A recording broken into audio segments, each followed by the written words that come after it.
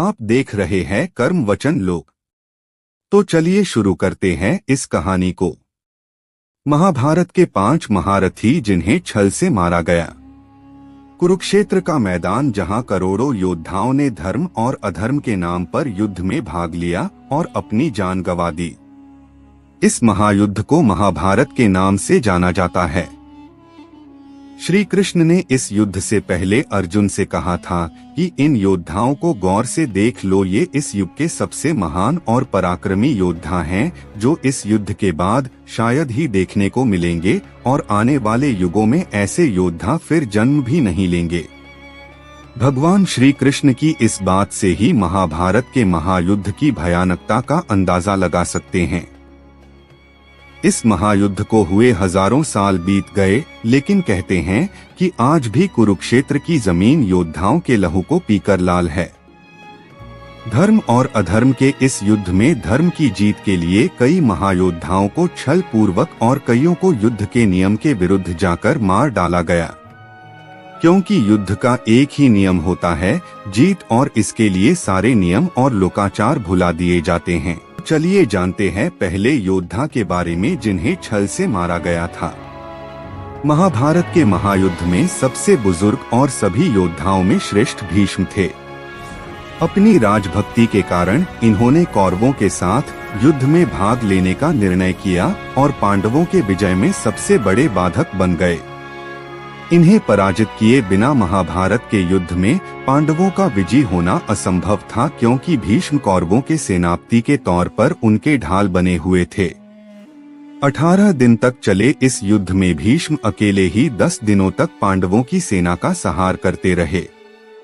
ऐसी स्थिति में भगवान श्री कृष्ण की सलाह से अर्जुन अपने रथ पर शिखंडी को लेकर आते हैं, जो न पुरुष था न स्त्री। भीष्म शिखंडी को एक स्त्री मानते थे और इस रहस्य से पांडव परिचित थे।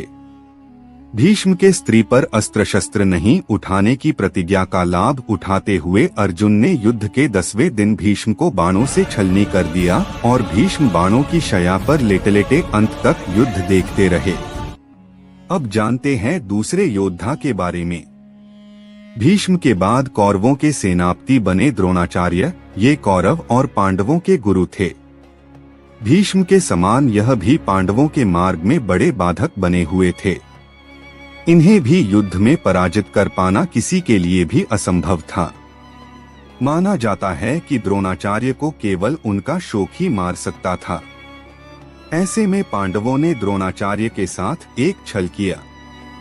भीम ने अश्वत्थामा नाम के हाथी को मार दिया और द्रोणाचार्य के पास जाकर कहने लगे कि मैंने अश्वत्थामा का वध कर दिया।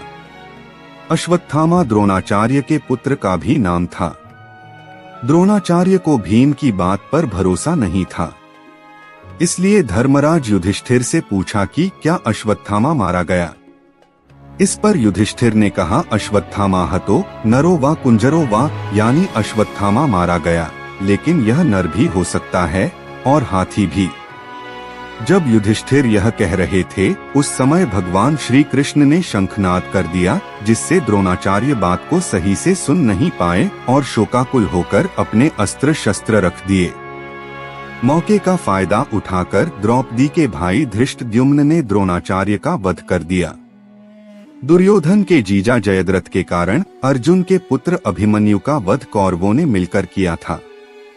इससे क्रोधित होकर अर्जुन ने प्रतिज्ञा ले ली कि अगले दिन के युद्ध में सूर्यास्त तक वह जयद्रथ का वध कर देंगे, नहीं तो खुद अग्नि समाधि ले लेंगे।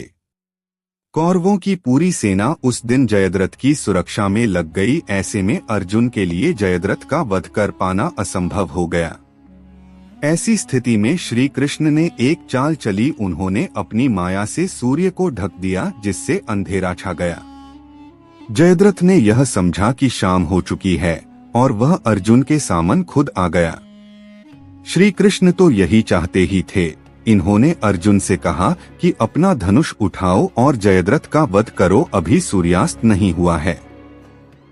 कृष्ण के इतना कहते ही सूर्यदेव फिर से प्रकट हो गए। अर्जुन ने एक पल की भी देरी न करते हुए जयद्रथ का वध कर दिया। कर्ण का वध भी अर्जुन ने छल से किया था।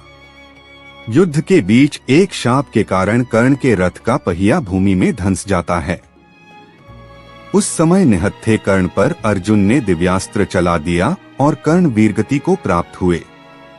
दुर्योधन महाभारत के युद्ध का अंतिम महायोद्धा जिसका वध छल पूर्वक हुआ था, वह है दुर्योधन, जिसे महाभारत का खलनायक भी माना जाता है। दुर्योधन और भीम के बीच में गदा युद्ध हुआ। इस युद्ध में गदा का प्रहार कमर से ऊपर करने का नियम था, लेकिन भीम ने कृष्ण के संकेत पर दुर्योधन के कमर पर वार करना शुरू कर दिया, क्योंकि दुर्योधन के शरीर का ऊपरी भाग गांधारी ने वज्र का बना दिया था। इस तरह छल पूर्वक दुर्योधन का भी अंत कर दिया गया। तो मित्रों, आज के लिए इतना ही। उम्मीद करते हैं कि वीडियो आपको पसंद आई होगी।